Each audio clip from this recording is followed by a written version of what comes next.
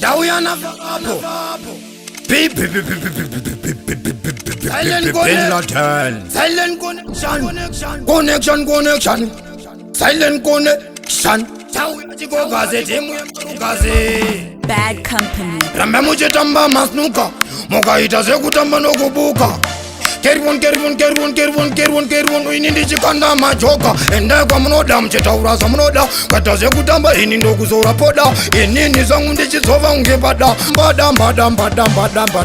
Angambo miri mkati game over. Ini ndo manya kungi Range Rover. Funza wangu Mistova. Pakapa pa Cape Town. Zino nakaziri kwa shuka. Kwa sotino baba. Kata sekutamba ini ndo kukawa.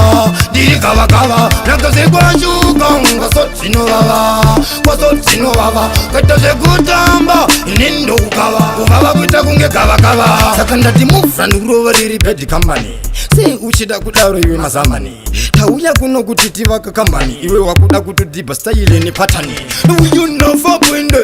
Iwe tazunda mukwende. Sakandi kati wewe Hende unamkoma sande. Sakandi kati antoreke Antokere Anroveke Antangike Anputike Antembeke Chitumuna masendeke. Sakandati one love yani parira. Davakta kunge inindine barika. Makore aya adarika. Mjindi farira panze manji inda. Zino nakaziri kwa shuka. Kwa sotino baba. Kata sekutamba inindo kukawa. Diri kawa. Nakaziri kwa shuka.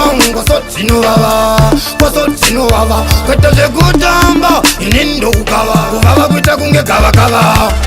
Inovaremera sisojare kugana. Inini zvangu ndaka iso pamabana. Asi mabanana zvakangofanana kana nhasi kana mangwana. Ndinouya hot vaudze kuti ini ndoti hot nekuti vari kuziva ndiri muroti. Inini ravachinjira mavoice obobo. Vamwe vakutondigara bobo. Inini hamusi kuziziva pakuimba. Tori pachoti inandinyare. Saka ndati inandirare. Saka ini ndifare. Saka mangoma ndifare. Saka mukuru ndini. Chigogo chindini. Kwese kwa mainda. Kwa mapinda. Ndikuya kunge foma. Ini ndiri mukoma. Nyangwe zikanzi zva oma. Mandiona saka softy, relax easy. Iwe uchija unge cheesy. Waudze kuti unopinda busy.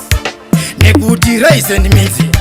Chitenga mabenzi we ma BMW. Vabva vaona kuti ndiriku. Kusiya mabla mututu. Nyangwe vaona kuti chauya chigogodera. Vamwe vacho vakudedera. Kusiya vachembera. Saka inini ndinovavharira. Panze chaipo. Kumangoma chaiyo. No dhanzi kuroka zvese nemafanzi. Saka ndati ndaona mukana wechituo. Inini ndauya ndega. Anakuya nemunhu. Handisi kutsvaga asi ndikurasa hunhu chifino. Chigogodera zvekumberi. Kwete kuti zvekuseri. Kwete zvekumashure. Kwese kwataenda kwandabva kwandadzoka namabla napona mede.